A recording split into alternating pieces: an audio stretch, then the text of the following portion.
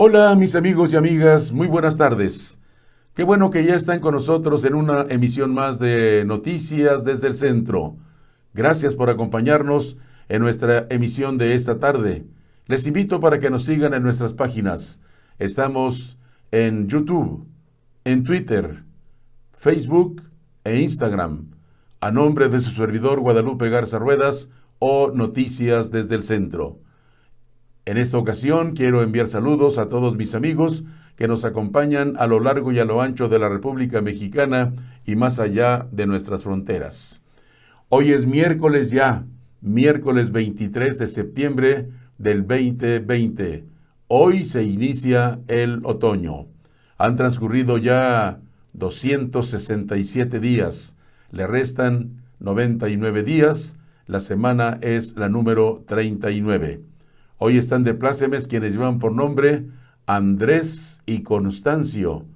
Si usted hoy celebra su santo, usted nació un 23 de septiembre, hoy cumple años. También para usted que celebra cualquier acontecimiento social, muchas, pero muchas felicidades. Desde aquí, desde el centro de la República Mexicana, desde León, Guanajuato, la ciudad industrial del calzado, les envío un fuerte, pero muy fuerte abrazo. Sean felices, por favor, en este su día. Vamos a iniciar las noticias de este miércoles en portadas, lo que publican los principales diarios que circulan a nivel nacional. En sus ediciones de hoy publican: Pemex cobra a conductores pérdidas por huachicoleo. Además, roban lo robado y nuestra vida cambió. Petróleos Mexicanos podrá trasladar el costo de las pérdidas por huachicoleo al consumidor final, destaca el Universal en uno de los temas de portada. La Comisión Reguladora de Energía aprobó una resolución que le permite a Pemex Logística, filial de la petrolera encargada de distribuir petrolíferos en el país, a trasladar las pérdidas no operativas derivadas de la extracción de un determinado volumen de producto de un sistema de transporte por ducto, sin autorización del usuario del servicio de transporte ni de la transportista, señala el Universal. El acuerdo fue aprobado el pasado 29 de julio. También publica el Universal en sus páginas hoy: el PT busca que la Afore desaparezcan. Morena no lo apoya. Exitosa estrategia de intimidación de AMLO a la prensa, dice el Universal. El regreso a Chichén Itzá. Y de infractor a mentor, dice el Universal. También publica: Costa Rica les canceló el vuelo. Esto hablando de fútbol. Mientras tanto, en Reforma, en su edición de este día, publican: roban lo robado. Lo incautado por el gobierno a los ladrones del pasado se le quedaban a funcionarios de la presente encargados de cuidar lo robado, destaca Reforma. En su renuncia a la dirección del Instituto para devolver al pueblo lo robado, Jaime Cárdenas, un viejo militante de Morena y del movimiento López Obradorista, reveló las anomalías y levantó denuncias penales contra los pillos que descubrió. Además, también publica Reforma en su edición de hoy: las compras de arte de Emilio Lozoya. Libera Policía Estatal vías en Michoacán. Ablanda AMLO a reguladores de energía. Y Excelsior publica en su edición de este día: en este tiempo la pandemia ha dejado efectos devastadores e inéditos en todos los aspectos de la vida, sobre todo en lo económico. También tenemos nuevos hábitos de higiene, laborales, educativos y de consumo, que representan un reto para el futuro. En la edición de hoy, Excelsior hace un balance de todo lo sucedido durante este medio año. Y también Excelsior publica: liberan vías en Michoacán, roban a Pemex más gas que nunca, dice Excelsior. Destaca a su gobierno ante la ONU. Ebrard se indaga robo de úteros, dice. Otro día de vandalismo allá en Guerrero, publica Excelsior. Dimite y denuncia corrupción. Por su parte, La Jornada, en su edición de hoy miércoles 23, dice: la estrategia del SAT para cobrar a quienes ahora no pagan impuesto permitirá compensar la caída en la recaudación y obtener recursos por el equivalente a 2 puntos del Producto Interno Bruto, unos 400,000 millones de pesos, señala La Jornada. Raquel Buenrostro Sánchez, jefa del SAT, informó que las acciones que está tomando el organismo en materia recaudatoria implicarían obtener ingresos similares a los de una reforma fiscal que, de acuerdo con el OCDE, generaría recursos por 2.5% del Producto Interno Bruto, unos 575,000 millones de pesos, publica La Jornada. Será amplio el informe sobre Ayotzinapa, dice López Obrador. Jaime Cárdenas dimite y ventila anomalías en bienes incautados. Estados Unidos supera los 200,000 muertos por pandemia. Morena privan dimes y diretes en la contienda por el liderazgo. Mientras tanto, El Financiero publica el día de hoy: la jefa del Servicio de Administración Tributaria SAT, Raquel Buenrostro, garantizó a los empresarios que no hay persecución ni terrorismo fiscal y aseguró que lo que hay es certeza jurídica de las autoridades fiscales. Destaca El Financiero por lo que les hizo un llamado para que inviertan y generen empleos en el contexto de la reapertura económica. Esto es lo que publica El Financiero. También dice: rebasa ya Estados Unidos las 200,000 defunciones por el virus.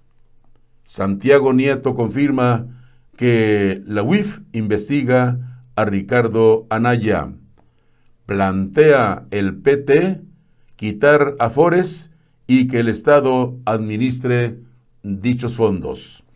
Esto es lo que se publica en los principales diarios que circulan a nivel nacional.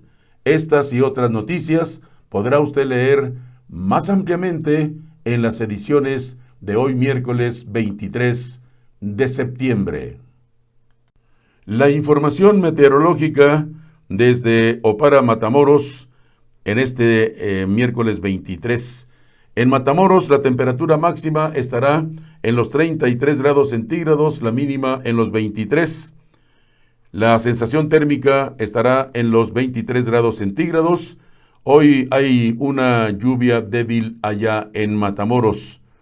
La temperatura en estos momentos en Matamoros, 31 grados centígrados. El día de hoy en Matamoros se anuncia un 30% de probabilidades de lluvia. Soplan vientos del noroeste, 5 kilómetros por hora. La humedad relativa, 91%. La presión atmosférica en Matamoros, 1012 milibares. En Matamoros, el sol salió a las 7 de la mañana con 18 minutos y se oculta a las 7 de la noche con 24 minutos. Estas son las condiciones del tiempo para Matamoros, Tamaulipas y toda su región. Ahora les informo sobre el pronóstico del tiempo para León, Guanajuato. La temperatura máxima estará en los 27 grados centígrados, la mínima en los 11 grados centígrados. La sensación térmica, 13 grados centígrados. Hoy será un día despejado. La temperatura en estos momentos aquí en León es de 23 grados centígrados. No se anuncian lluvias durante el transcurso del día, pero la probabilidad es para el transcurso de la noche la presencia de algunas lluvias. Aquí en León hay calma, no soplan vientos. La humedad relativa aquí en León, 85%, la presión atmosférica, 1015 milibares. En León, el sol alumbró a las 7 de la mañana con 35 minutos y se oculta a las 7 de la noche con 45 minutos. Esta es la información meteorológica tanto para Matamoros, Tamaulipas, como para León, Guanajuato. En las noticias de hoy, COVID-19 borró 3.5 billones de dólares en ingresos laborales en el mundo. América Latina y el Caribe es la región más vapuleada con pérdida de ingresos de 19.3% y de 20.9% en el número de empleos, equivalente a 50 millones de puestos de trabajo menos, dice la información de El Financiero. Entre enero y septiembre de este año, la pandemia de COVID-19 ha dejado propicio una caída del 10.7% de los ingresos laborales en el mundo a 3.5 billones de dólares, advirtió la Organización Internacional del Trabajo. En promedio y de forma acumulada durante los 3 trimestres de lo que va de este 2020. Se ha perdido el equivalente a 333 millones de empleos de tiempo completo, lo que representa una caída del 11.7%. Hasta ahora, el segundo trimestre del año ha sido el más difícil, según el último reporte del Observatorio de la Organización Internacional del Trabajo. El COVID-19 y el mundo del trabajo de abril a junio desaparecieron 495 millones de puestos de trabajo. Y si el panorama luce ya desalentador, el organismo presenta además un escenario pesimista, donde prevé que entre octubre y diciembre podría haber una merma de 515 millones de plazas de trabajo a nivel global. Pero para no ser agorera, agrega un escenario optimista, en el que la pérdida sería de 160 millones de empleos, cifra similar a la que se obtuvo de enero a marzo, siempre y cuando los rebrotes del nuevo coronavirus estén contenidos. Esta es la 6ª edición del observatorio y en cada entrega el cálculo de los daños en el mercado laboral ha ido en aumento. Inició en marzo con una previsión de entre 5.3 billones menos de fuentes de trabajo, en el caso más favorable, 24.7 millones en el más desfavorable. En la mayoría de los reportes señala al continente americano como la zona más afectada. En el primer trimestre del año, cuando iniciaban los contagios, en este continente fue la tercera región más afectada, con 3% menos horas trabajadas. Asia y el Pacífico, con una caída de 7.3%, era la primera. Pero para el tercer trimestre del año, las Américas, como lo denomina la organización, reporta una disminución de 19.8% horas de trabajo, y Asia y el Pacífico 15.2% menos. Además, destaca que se confirma que las pérdidas de empleo son mayores para las mujeres que para los hombres. Uno de los motivos a los que obedece esa revisión al alza en la estimación de pérdida de horas de trabajo es que los trabajadores de las economías en desarrollo y emergentes, en particular en el sector informal, se han visto mucho más afectados que en crisis anteriores, destaca la agrupación. Respecto de los ingresos laborales, destaca la organización, la caída se debe a la disminución de horas de trabajo, suspensión sin goce de sueldo y desempleo. Sin embargo, el mayor impacto expresa se debe a la salida masiva de trabajadores de la población ocupada hacia la inactividad.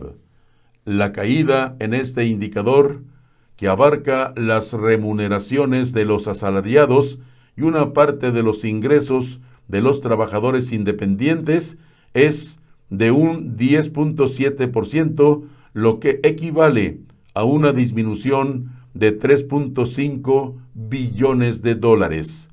La región más afectada ha sido el continente americano, con una pérdida acumulada entre enero y septiembre del 12.1% en las percepciones de la fuerza laboral, seguida de África y Europa, con reducciones de 10.7 y 10.6% respectivamente.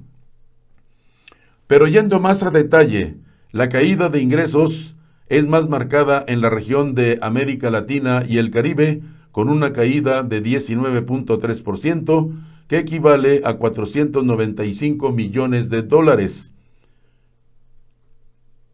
En tanto, la caída del empleo fue de 20.9%, lo que es igual a unos 50 millones de puestos de trabajo menos. Esto es lo que publica El Economista en su edición de este día.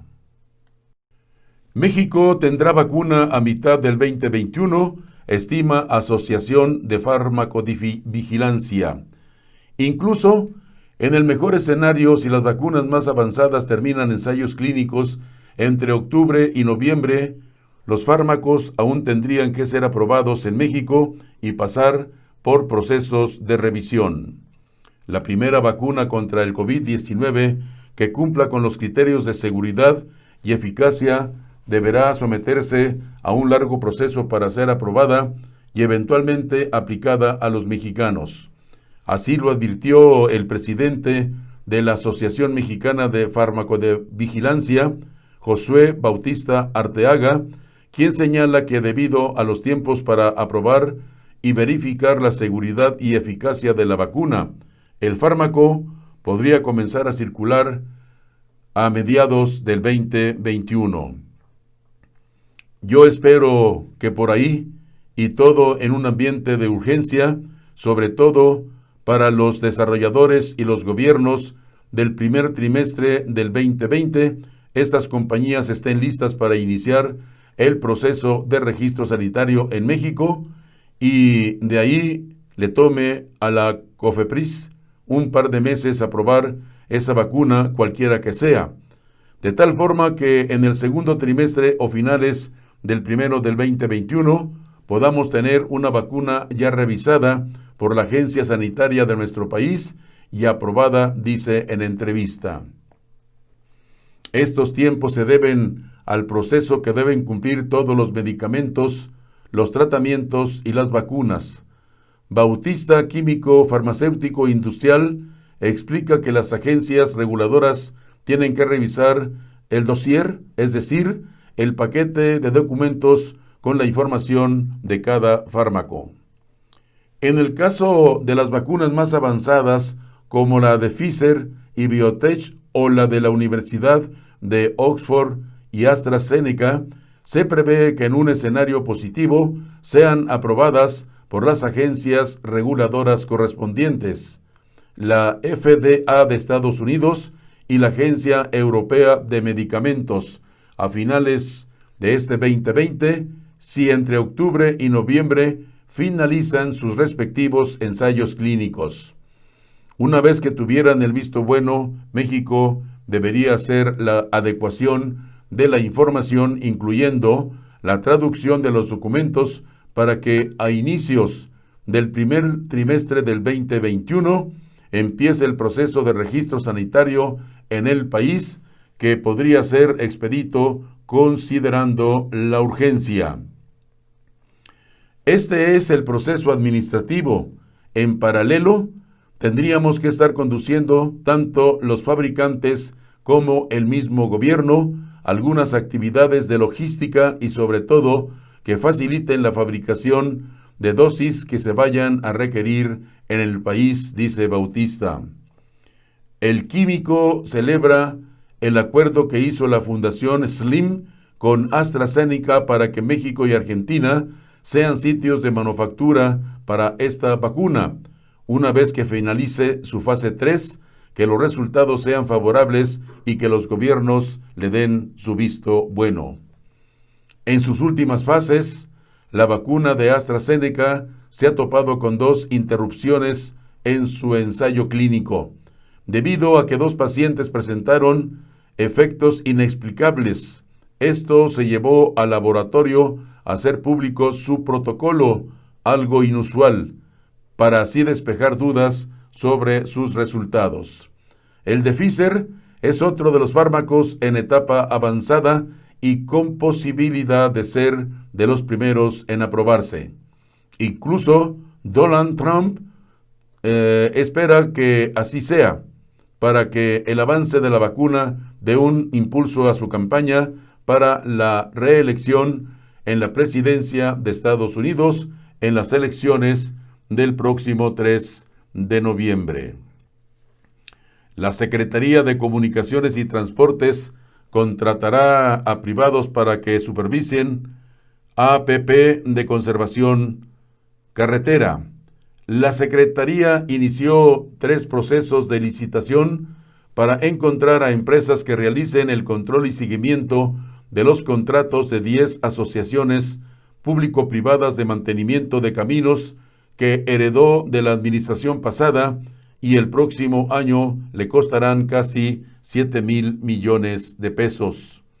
La falta de personal especializado que enfrenta la Secretaría de Comunicaciones y Transportes obligó a iniciar 3 procesos de licitación para contratar a empresas que realicen el control y seguimiento de los 10 contratos de conservación y mantenimiento carretero a lo largo del país, adjudicados entre el 2016 y el 2018 bajo la modalidad de asociación pública-privada. Dicho esquema se utilizó por primera vez en México como alternativa a la falta de recursos públicos e implica una relación entre la dependencia y las constructoras nacionales e internacionales. Por 10 años, la inversión del sector privado en tal caso implica un total de 21,662.1 millones de pesos y la dependencia los irá pagando anualmente más el beneficio fijado en cada caso.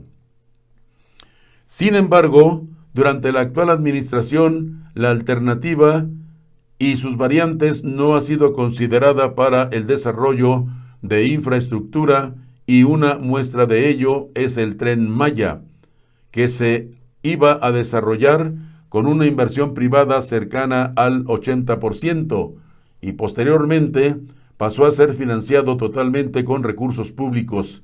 Incluso para la construcción del tramo 5 del trayecto también se planteó un esquema APP y de último momento se canceló para apostar al modelo de obra pública.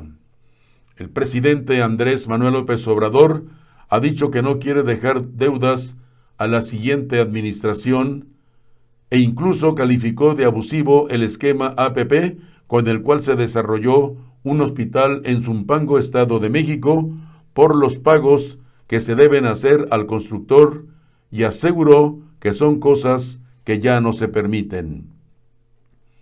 En el caso de los trabajos de conservación y mantenimiento para los tramos Campeche-Mérida, Texcoco-Zacatepec, Matehuala-Saltillo, Tampico-Ciudad Victoria y Querétaro-San Luis Potosí, entre otros, durante el presente año se destinaron 5,125.5 millones de pesos de recursos públicos para el pago de los servicios comprometidos y en el proyecto de presupuesto del 2021 se plantea una solicitud de 6.945.3 millones de pesos.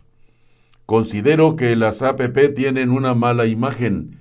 En este gobierno están marginadas porque hay una visión de verlas como sinónimo de corrupción, no de cooperación, aunque también hay que decir que en la administración anterior fue deficiente la supervisión, las mismas, en algunos casos de manera deliberada, para crear espacios oscuros. Ahora se tiene la oportunidad de generar mayores mecanismos de información y transparencia de sus resultados, dijo el director del Instituto Mexicano de Desarrollo de Infraestructura, Edmundo Gamas. La revisión de los contratos referidos se realizará de octubre a diciembre del presente año e incluirá inspecciones físicas no programadas, dice la información. La Universidad Nacional Autónoma de México entregará tablets y más becas para los estudiantes para evitar deserción de alumnos. La máxima casa de estudios anuncia el plan de emergencia de apoyo a estudiantes que consta de 6 acciones. La Universidad Nacional Autónoma de México anunció una serie de medidas para enfrentar la deserción escolar de sus alumnos en condiciones económicas vulnerables en medio de la epidemia por COVID-19. El plan de emergencia de apoyo a estudiantes es generar las condiciones necesarias para que los estudiantes puedan acceder a equipos y servicios tecnológicos ante el inicio de las actividades escolares a distancia. La máxima casa de estudios del país informó que adquirirá alrededor de 20,000 tabletas con Internet, las cuales serán repartidas de manera gradual, conforme vayan estando disponibles en el mercado a la población estudiantil de los diferentes niveles que provengan de familias con problemas económicos y que tengan dificultades de conectividad. Agregó que los términos, condiciones y procedimientos para el préstamo de los dispositivos serán dados a conocer en las próximas semanas. Todas las facultades y escuelas de la UNAM, así como los planteles del bachillerato, pondrán a disposición de los alumnos la infraestructura de los centros de cómputo existentes, a fin de que puedan acceder a ellos una vez que las condiciones sanitarias lo permitan. Serán instalados 7 centros PC Puma de préstamos de tabletas y computadoras en diferentes espacios de la universidad, como el Centro de Exposiciones, en el MUCA y en la Biblioteca Central del Campus Ciudad Universitaria, en el Centro Cultural Universitario Tlatelolco y en las Facultades de Estudios Superiores FES Acatlán, FES Zaragoza y FES Iztacala, con alrededor de 1 millar de dispositivos conectados a Internet. La UNAM explicó que una vez que el semáforo epidemiológico esté en amarillo, los alumnos podrán acudir al centro PC Puma más cercano a su domicilio o que mejor le convenga. La universidad agregó que continuará el fortalecimiento de la red de Internet en todas las facultades, escuelas y recintos de la universidad, a fin de mejorar el alcance, la velocidad y la calidad del servicio, informa la Casa Máxima de Estudios de nuestro país, la Universidad Nacional Autónoma de México. Y hoy, miércoles 23, se inicia el primer tianguis turístico digital. Participarán los 32 estados de manera gratuita. 217 expositores, 684 profesionales de la industria del turismo y 1,964 compradores de 45 países. El presidente Andrés Manuel López Obrador y el secretario de Turismo Miguel Torruco inauguran esta mañana el primer Tianguis Turístico Digital 2021, organizado por CREA, en el cual se han comprometido por lo menos 1.838 citas de negocios. La plataforma tecnológica que se utilizará de la empresa FAIRS y tendrá la posibilidad de soportar a las más de 3,000 personas registradas entre expositores, destinos turísticos, estados como Yucatán, hoteles, aerolíneas o agencia de viajes y compradores. De acuerdo con la Secretaría de Turismo, en el encuentro digital van a participar 32 de entidades de la República de manera gratuita, 217 expositores, 684 profesionales de la industria del turismo, 1.964 compradores de 45 países, incluyendo México, interesados en conocer la vasta y diversa oferta turística de nuestro país. Este primer tianguis turístico digital es resultado de una estrategia de innovación que tiene como meta contribuir a la reactivación de la industria turística del país, una de las actividades más afectadas por la crisis económica generada por la aparición de la pandemia del COVID-19, y se efectuará como un preámbulo de la edición 45 del Tianguis Turístico Presencial, que se realizará durante el mes de marzo del 2021 en La Blanca, Mérida, dice Miguel Torruco. El encuentro se realizará durante el miércoles y jueves de las 9 de la mañana a las 5 de la tarde con 45 minutos en la plataforma referida, que contará con un área de exposición donde los visitantes registrados podrán tener acceso a toda la oferta de productos y servicios de manera interactiva, con chats grupales 1 a 1 y videollamadas. Un auditorio donde se llevará a cabo 13 conferencias y seminarios con los temas más relevantes de la industria turística en este reordenamiento mundial, y un círculo de compradores y foros de trabajo. La conferencia magistral Impacto de Internet y la digitalización de las industrias en la economía global, retos y oportunidades en el mundo post-pandemia, estará a cargo del vicepresidente para América Latina, Hugo Warner, la misma que brinda el soporte técnico al sitio Visit México. En la plataforma se podrá tener acceso a más de 273 documentos y 260 videos promocionales proporcionados por los expositores.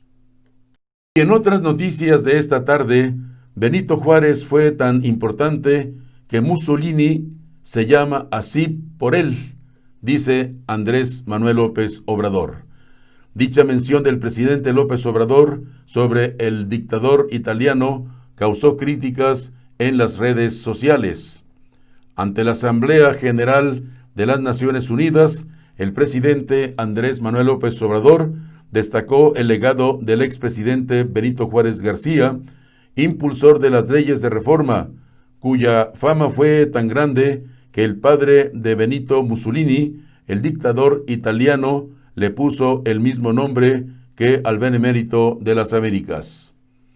Tuvimos la segunda transformación a mitad del siglo XIX, muy importante y de trascendencia mundial, el movimiento de reforma que encabezó un gran dirigente, un liberal, el mejor presidente que ha habido en nuestra historia, un indígena zapoteco, Benito Juárez García. Se le conoció como el benemérito de las Américas. Fue tan importante su proceder y su fama que Benito Mussolini lleva ese nombre porque su papá quiso que se llamara como Benito Juárez, dice el presidente de México. Ante los jefes del Estado de todo el mundo, el presidente de México señaló que Benito Juárez, un prócer, separó al Estado de la Iglesia antes que otros países. Llevó a la práctica el principio bíblico de lo que es de Dios, y lo que es de César es del César, refirió. Dicha mención del presidente López Obrador sobre el dictador italiano causó críticas en redes sociales. Una de las peores ideas es mentar a Mussolini en Naciones Unidas, escribió en Twitter el articulista de El Universal, Leonardo Curcio. Hablando de otras cosas, México acumula más de 100,000 casos de COVID-19 en lo que va del mes de septiembre. La Secretaría de Salud informó que el país acumula 74,348 muertes y 705,263 contagios de coronavirus. México acumula 705,263 casos positivos y 74,348 muertes de personas enfermas de COVID-19, según el último informe de la Secretaría de Salud. El reporte presentado la tarde de ayer martes por José Luis Alomía, director general de epidemiología, indica que en las últimas 24 horas se confirmaron 4,683 contagios y 651 muertes causadas por el coronavirus. El total de los casos positivos, 22,023, permanecen activos, pues fueron conformados en los últimos 14 días. Con estas últimas confirmaciones, los 22 días que van de septiembre acumulan 105,703 casos y 9,934 muertes. El informe agrega que hay 78,907 casos aún bajo sospecha, por lo que están a la espera de un resultado del laboratorio que confirme o descarte la presencia del virus SARS-CoV-2. Indica también que hay 820,675 casos negativos y 506,732 personas recuperadas de COVID-19 en los más de 6 meses que lleva la epidemia en el país. A nivel global, México se encuentra en el 4º lugar de decesos y en el 7º en cuanto a casos acumulados, dice la información. Desalojan la Torre Eiffel por falsa amenaza de bomba. Vehículos y cinta de policía rodearon las calles debajo de la torre y el puente que cruza el río Sena hasta la Plaza Trocadero. Todos los turistas fueron retirados de este lugar. La policía de París, allá en Francia, cerró brevemente la zona que rodea la Torre Eiffel este miércoles después de una llamada telefónica que alertó de una bomba. Vehículos y cinta de la policía rodearon las calles debajo de la torre y el puente que cruza el río Sena hasta la Plaza Trocadero, pero comenzaron a levantar las barricadas unas 2 horas después. Todos los turistas fueron evacuados. Un oficial le dijo a The Associated Press que no se halló ningún rastro de bomba.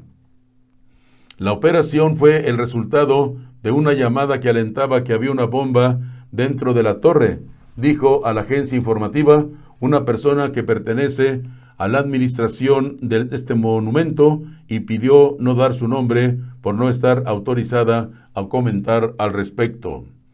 Algunos turistas seguían caminando por la zona durante la operación policial, incluyendo un grupo que hablaba ruso y traían una botella de vino. La torre, de 131 años, recibe alrededor de 25,000 turistas al día en años normales, pero las visitas disminuyeron este año debido a las restricciones por el coronavirus en Francia. Si bien la Torre Eiffel está programada para abrir todos los días, ocasionalmente cierra debido a amenazas de suicidio, amenazas de bomba o de huelgas laborales. Y en otras noticias internacionales, China promete que alcanzará la neutralidad en carbono para el 2060.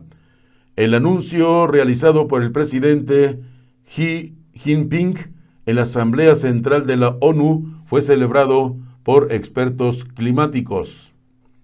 Por primera vez, China se fijó ayer martes alcanzar la neutralidad en carbono para 2060, una decisión que fortalece el Acuerdo Climático de París y acentúa el contraste con la actitud del presidente de Estados Unidos, Donald Trump.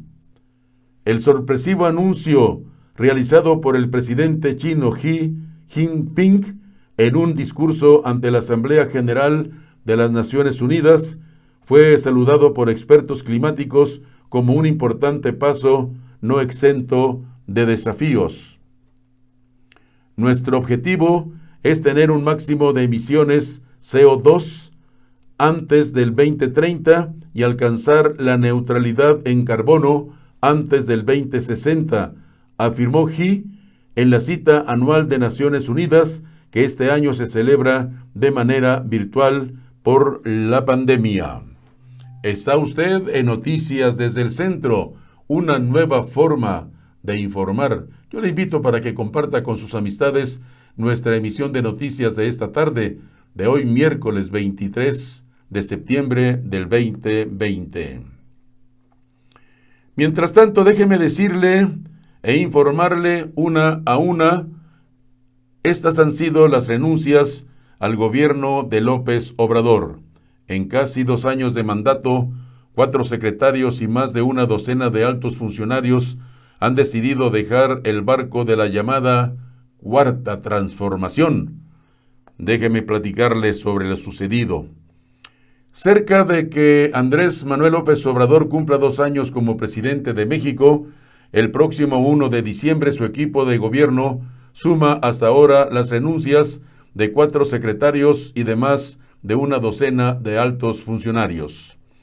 El último en dimitir fue Jaime Cárdenas, quien este 21 de septiembre dejó de ser el director del Instituto para devolver al pueblo lo robado, para volver a dedicarse a la academia, según informó el propio López Obrador en su conferencia mañanera de ayer martes.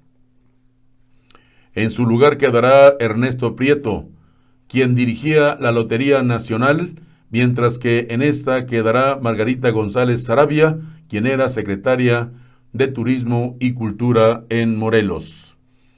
Cárdenas llegó a esta secretaría luego de que Ricardo Rodríguez lo dejó el pasado 2 de junio para entrar a la terna de aspirantes a Procurador de Defensa del Contribuyente. Los secretarios que dijeron adiós. Antes de la partida de Cárdenas, el equipo presidencial sumó otras bajas, entre las que destacan las 4 secretarios de Estado. En 2019 renunciaron Josefa González Blanco, quien dejó la Secretaría de Medio Ambiente el 25 de mayo, luego de las críticas que recibió por haber pedido que un vuelo la esperara para que pudiera abordar, y Carlos Ursúa, quien renunció como secretario de Hacienda tras acusar la imposición de funcionarios. Mientras tanto, en lo que va de este 2020 han dimitido Javier Jiménez Espriu, quien el pasado 23 de julio dejó la Secretaría de Comunicaciones y Transportes, y Víctor Manuel Toledo, quien había quedado al frente de la Semarnat tras la renuncia de González Blanco. Jiménez Espriu, sustituido por Jorge Argañez, se fue de la Secretaría de Comunicaciones en protesta por la decisión presidencial de otorgar a la Marina el control de los puertos del país. Toledo, reemplazado por María Luisa Albores, quien era secretaria de Bienestar, salió de la Semarnat poco después de que se filtrara un audio en el que se le escuchaba cuestionar los principios de la Cuarta Transformación. Otros altos funcionarios renunciaron en el año anterior. Germán Martínez lo hizo el 21 de mayo de ese año, cuando dejó la dirección del Instituto Mexicano del Seguro Social, tras acusar que algunos funcionarios de Hacienda tenían injerencia perniciosa en el organismo. Al frente del Seguro Social quedó Zoé Robledo, quien era subsecretario de Gobernación. En el 2019 también renunció Tonatiuh Guillén al Instituto Nacional de Migración y Guillermo García Alcocer dejó la Comisión Reguladora de Energía. Esta es la lista de funcionarios secretarios de Estado que han renunciado durante la administración del presidente Andrés Manuel López Obrador. Pemex obtuvo aprobación para trasladar al automovilista las pérdidas por el huachicoleo. En Puebla, Hidalgo, Guanajuato, Veracruz, Tamaulipas y el Estado de México es donde se han encontrado la mayor parte de las tomas clandestinas. Combatir al huachicoleo a petróleos mexicanos es uno de los objetivos claves del gobierno de la Cuarta Transformación, liderado por Andrés Manuel López Obrador, quien desde el inicio de su sexenio ha implementado toda clase de estrategias para extinguir este delito. Sin embargo, es innegable que haya pérdidas económicas por esta actividad, situación que pretende revertir con una estrategia recientemente aprobada, pues la Comisión Reguladora de Energía habría dado el visto bueno a una resolución que permitirá que Pemex Logística traslade a los automovilistas el costo de las pérdidas que deja la extracción ilegal del combustible, de acuerdo con los datos del periódico El Universal. Informaron que además, dicho acuerdo aprobado el 29 de julio de este año, destaca que tomarán como referencia las cifras presentadas por la empresa estatal el año anterior y empezarán a ser aplicadas este mismo año. En números redondos con el medio de comunicación nacional, esto significa que por cada barril se trasladaría al usuario, a través del documento consultado por el periodista Noé Cruz Serrano, establecen que se permite a la filial de la petrolera trasladar las pérdidas no operativas derivadas de la extracción de un determinado volumen del producto de un sistema de transporte producto. Pemex opera serios sistemas que transportan gasolinas y diésel sin autorización del usuario del servicio de transporte ni del contratista.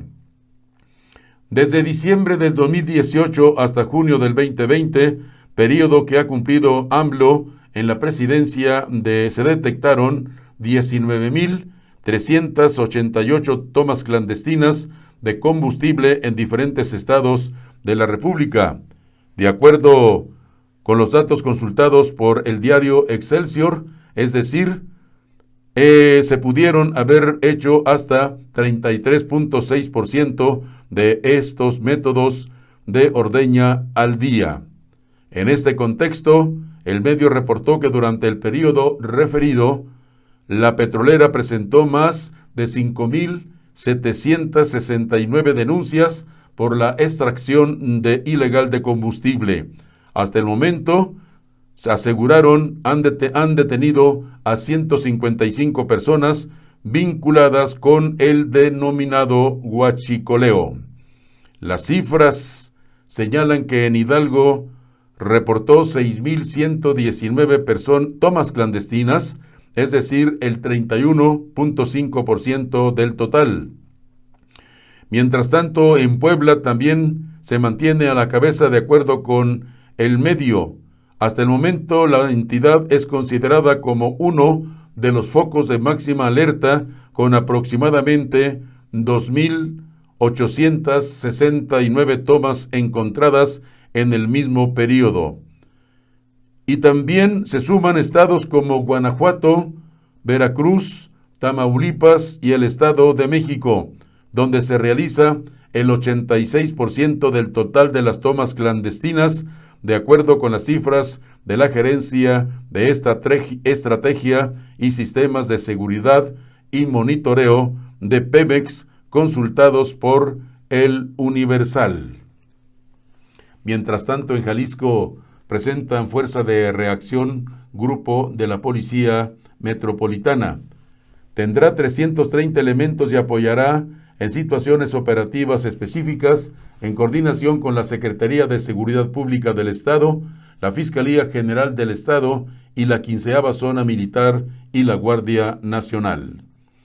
Luego de más de un año que se firmara el convenio de creación de la Policía Metropolitana, ayer el gobierno estatal y los alcaldes del área metropolitana de Guadalajara presentaron formalmente la fuerza de reacción de esta corporación, la cual tendrá 330 elementos que apoyarán en situación operativas específicas. Estos se suman a los que ya integran el cuerpo total.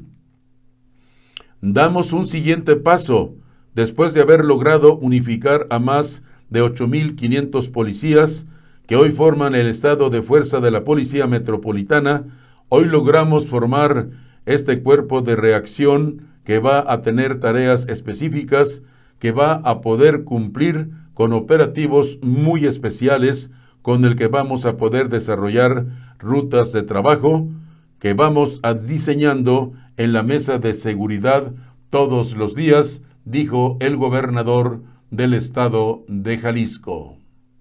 Está usted en Noticias desde el Centro, una nueva forma de informar. Yo le invito para que nos siga en nuestras páginas. Estamos en YouTube, en Twitter, Facebook e Instagram.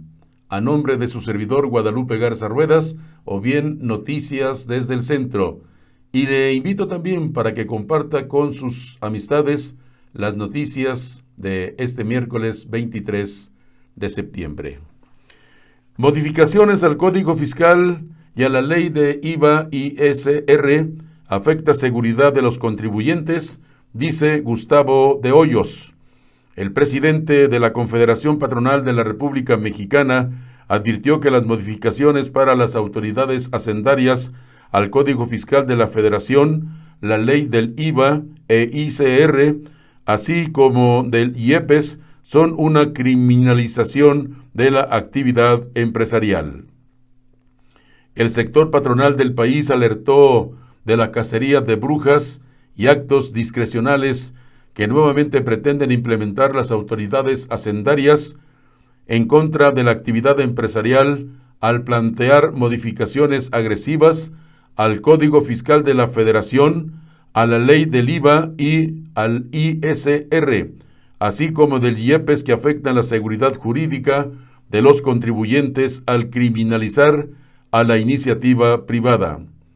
Gustavo de Hoyos, presidente de la Confederación Patronal de la República Mexicana, advirtió que alarman los cambios agresivos al Código Fiscal de la Federación en la reclasificación de operaciones del artículo 5A, con el que se pretende dar categoría penal a una operación que antes solo tenía consecuencias administrativas. Una vez más, el ataque en contra de las compraventa de facturas parte del principio de que todos los contribuyentes realizan esas prácticas. Nos preocupa que varias de esas reformas faculten a la criminalización de la actividad empresarial. En la Confederación solicitamos que las reformas se enfoquen a los sujetos que realizan dichas prácticas, no a todos los contribuyentes, pugnó el empresario en rueda de prensa virtual de gira por Chihuahua.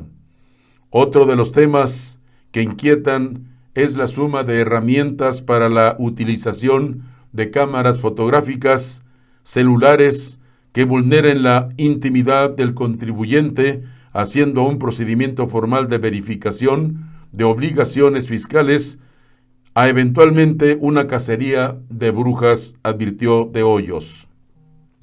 Dijo que estos planteamientos ya se hicieron llegar a los legisladores para que sean rechazados, ya que nos preocupa que se haga más tortuoso y generando obstáculos para que lleven a cabo las devoluciones de impuestos a partir de la ley Gandaya, que impide que las empresas compensen impuestos.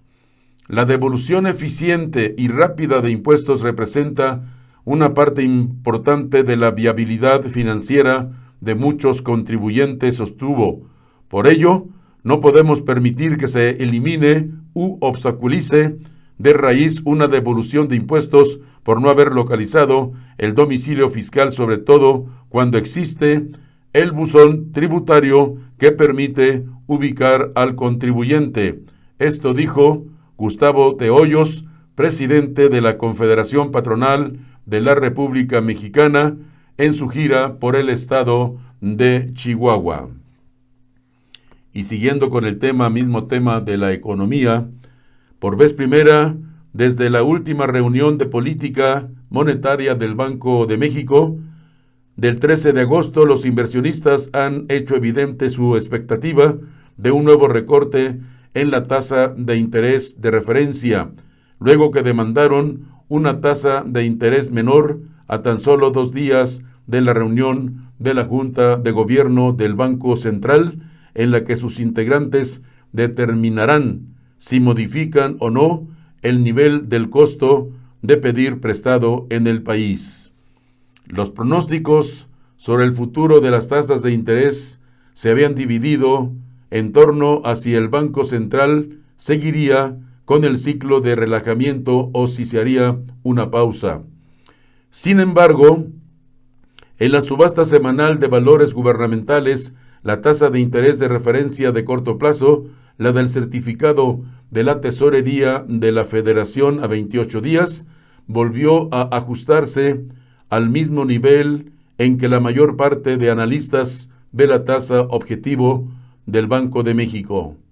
Así, la tasa del CETE a 28 días se ubicó en 4.25%, lo que significó una disminución del 0.20% porcentual con respecto a la subasta anterior y reforzando las expectativas de un nuevo recorte a la tasa de referencia, aunque menor a los que ha venido tomando la autoridad monetaria a lo largo de las últimas reuniones de medio punto porcentual. El descenso, así esperado ahora tanto por la mayoría de los analistas como por los inversionistas, es de un recorte de 0.25 punto porcentual. Los descensos de hoy se dan en un entorno de fuerte incertidumbre sobre el futuro económico mundial.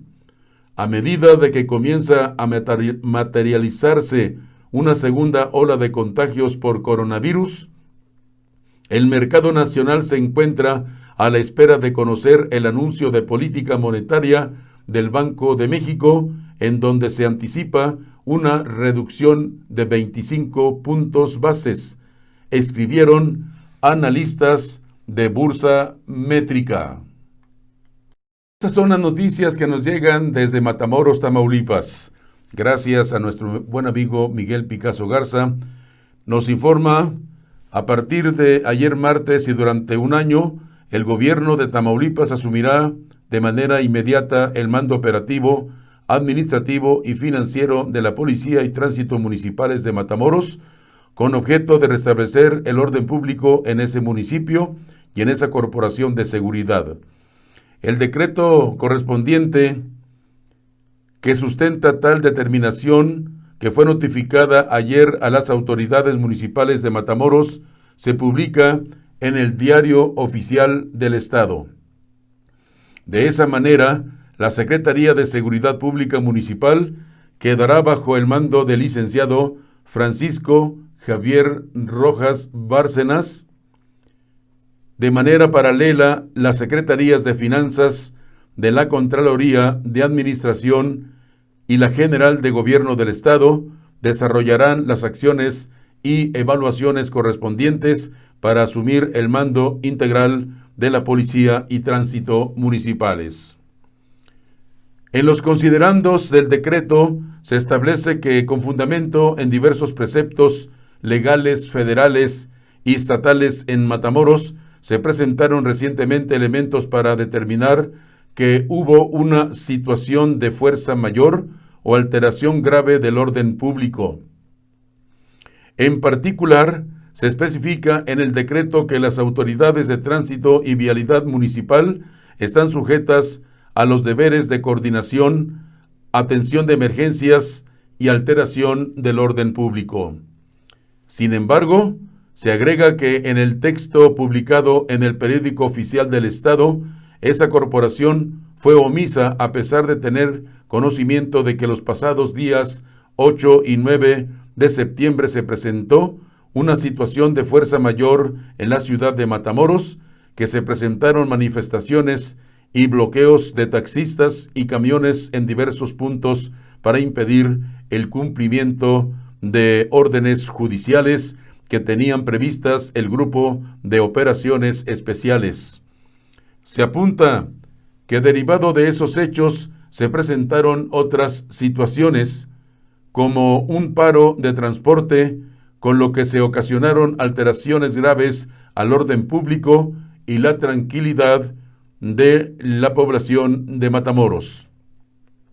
Finalmente se ordena al nuevo mando depurar el control de confianza en las corporaciones, regularizar la situación administrativa y garantizar la seguridad pública, la seguridad jurídica y el libre tránsito en la ciudad de Matamoros. Es decir, a partir de hoy, tanto tránsito local como la policía municipal en Matamoros pasan a depender del gobierno del estado. Y también ayer, martes 22, a partir de las 3 de la tarde, se inició el otoño, el que tendrá duración de 3 meses, o sea que concluye el 22 de diciembre, fecha en que arriba el invierno. Otras noticias, estas nos llegan de Houston por nuestro corresponsal Juan Ramírez. Nos dice: la tormenta tropical Beta se encuentra aún estacionada entre Victoria y Palacios y se moverá lentamente como a 3 millas por hora al noreste. Pasará por Houston la madrugada de hoy miércoles como depresión tropical con vientos entre 35 y 38 millas por hora. Y si varias áreas de Houston están inundadas, se espera más lluvias para el día de hoy miércoles. Se espera que caigan entre 15 y 18 pulgadas de lluvia. Afortunadamente nosotros estamos bien, dice Juanito. La tormenta Beta se debilitó ayer martes a una depresión tropical tras estacionarse sobre la costa de Texas, lo que generó temor de inundaciones extensas en Houston y en otras áreas. Beta tocó tierra firme el pasado lunes por la noche como tormenta tropical al norte de Port O'Connor, Texas, y tiene la distinción de ser la primera tormenta nombrada como una letra de alfabeto griego que toca tierra en Estados Unidos. Los meteorólogos agotaron los nombres tradicionales de tormentas la semana pasada, por lo que comenzaron a utilizar el alfabeto griego por segunda ocasión desde la década de los 50. A media mañana el sistema se ubicaba a 25 kilómetros, unas 15 millas, al oeste-noreste de Victoria, Texas, de acuerdo con la información del Centro Nacional de Huracanes, NHC por sus siglas en inglés. Tenía vientos máximos sostenidos de 55 kilómetros por hora, unas 35 millas, y se movía al noroeste 4 kilómetros por hora. Se prevé que se quede estacionada sobre Texas hasta el día de hoy miércoles, dice la información del Servicio Meteorológico en Texas. Muchas gracias a nuestro amigo Juan Ramírez por la información que nos hace llegar en estos momentos. Y por otra parte, allá en Ciudad Victoria, la secretaria general del Sindicato Industrial de Maquiladoras, María Dolores Zúñiga Vázquez, dijo que solo en la planta 1 de la empresa Aptiv en México se han detectado 50 posibles casos de COVID-19, No obstante, no a todos los casos se les ha pedido o podido realizar las pruebas para confirmar o descartar la presencia de esta terrible enfermedad. En el Seguro Social no les hacen la prueba alguna a trabajadores, se van con síntomas y se alivian y regresan a los 14 días. Yo estoy muy sorprendida porque a pesar de que los trabajadores están mal comidos por los horarios que manejan, comen nada más una vez, no desayunan, no almuerzan, nada más es una comida hasta las 4 de la tarde que terminan su jornada. Sin embargo, la mayoría de los trabajadores salen del COVID posible, dijo. Asimismo, la lideresa sindical recalcó que ni por parte del Instituto Mexicano del Seguro Social, de la Secretaría de Salud Federal, del Estado o de la COEPRIS descartar posibles casos. Del mismo modo, señaló que se sigue elaborando en esa planta sin que al interior se respeten todas las medidas de distancia. Esto es lo que pasa en la planta Aptiv de México, allá en Ciudad Victoria, en Tamaulipas. Es la información que se genera aquí en Guanajuato. En el estado de Guanajuato, suman ya 40.974 confirmados del COVID-19, 2.303 se encuentran bajo investigación, mientras que ya son 52.685 los casos descartados. La información asciende ya a 35.251 los casos recuperados de este padecimiento. Y los decesos en Guanajuato suman 2.712 y es como sigue.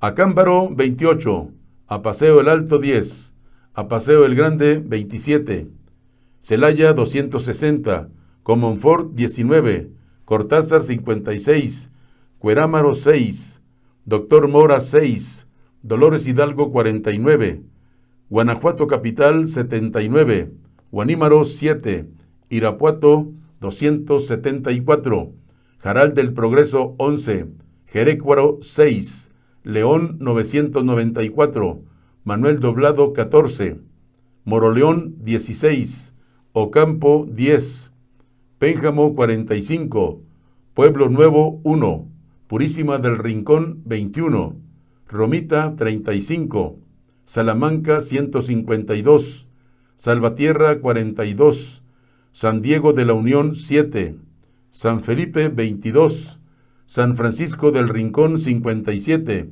San José Iturbide 19, San Luis de la Paz 56, San Miguel de Allende 27, Juventino Rosas 40, Santiago Marabatío 4, Silao 160, Tarimoro 6, Tierra Blanca 4, Uriangato 15, Valle de Santiago 45, Victoria 3, Villagrán 33, Jichú 3 y Yuriria 16.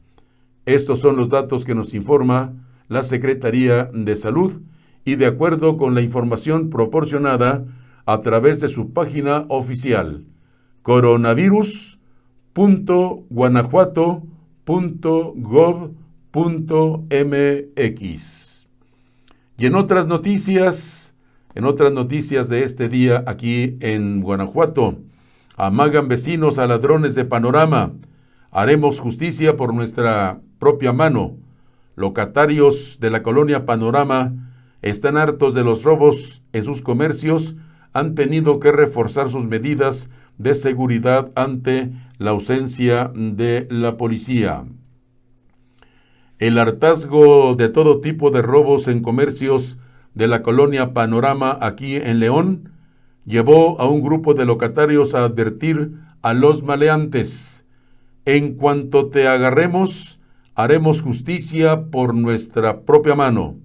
La advertencia se hace con 3 lonas que se ataron a los árboles del camellón de la avenida Panorama, cerca del cruce con la calle León Norte. El mensaje se instaló desde el lunes pasado 21 de septiembre y para elaborar las lonas se tuvo cooperación de unos 15 locatarios de la zona. Una de ellas es Margarita López, quien desde hace 10 años tiene su negocio de venta de ropa. Dice, hace unos 4 años, con todo y alarma, violaron las ventanas y sacaron unas 400 prendas en mi casa en apenas 3 minutos, recordó la comerciante. Para protegerse ahora, ha instalado en su acceso principal una reja, fíjese bien, una reja con 2 chapas, una puerta de cristal con 3 chapas más y sensores, además de una cortina de acero. A eso hemos llegado, lamenta la señora. Y también hay la información y la declaración de un maestro sastre. Su caso es uno de decenas de atracos que se han dado en la zona, lo mismo a mano armada que usando algunas artimañas para enfrentarse a quienes atienden los negocios y aprovechar para robar algo, como le pasó al sastre Ricardo Martínez. El año pasado fueron 2 veces, dice don Ricardo, y hace unos 4 meses sufrió nueva cuenta otro robo. Hacen maña para entretenerlo a uno y ya cuando te das cuenta, se llevaron el celular, dice el maestro sastre. En la boutique El Armario, hace 9 meses una mujer y su pareja hurtaron pertenencias del personal. El robo quedó evidenciado en video que incluso subieron a redes sociales. Aún a 5 meses después de la misma pareja llegó al lugar e intentar otro robo, pero la policía ni sus rondines. Durante el último mes, poco o nulos han sido los rondines de la preventiva, algo que vecinos y comerciantes han notado. Por ello, los locatarios de la colonia decidieron instalar lonas y señalaron estar decididos a atrapar a los ladrones. Los locatarios y comerciantes de Panorama estamos hartos. La policía de León no ha podido detenerlos, pero nosotros, y en cuanto los agarremos, haremos justicia por nuestra propia mano, advierten en las lonas que han sido ubicadas en el camellón de la avenida Panorama. Una advertencia para las personas que se dedican a hacerse de lo robado.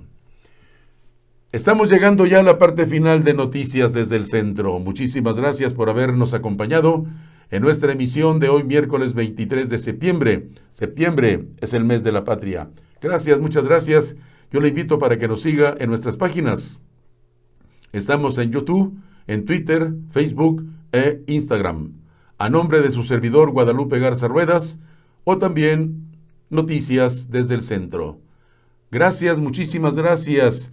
Yo los invito para que sigan con nosotros en una emisión más el día de mañana jueves. Ya es un viernes chiquito, jueves 24 de septiembre. Gracias. También les invito para que compartan con sus amistades, con sus amigos, la emisión de Noticias desde el Centro y registrarse en nuestra página YouTube. Como todos los días, antes de despedirnos, las recomendaciones de siempre. No olviden utilizar cubrebocas cuando salgan a la calle. Guardar la sana distancia. No asistir a lugares donde haya aglomeramiento de personas, porque ahí se puede contraer el coronavirus. Si usted se protege, le aseguro que protege a su familia. También les recuerdo que se laven las manos con agua y con jabón muchas veces durante el día y que si pueden, utilicen el gel en sus manos. Gracias, muchísimas gracias por habernos acompañado. Repito, los espero mañana jueves a partir de las 2 de la tarde, tiempo del Centro, si no sucede otra cosa, porque en Internet todo puede suceder. Gracias. Les saluda su amigo Guadalupe Garza Ruedas. Hasta luego.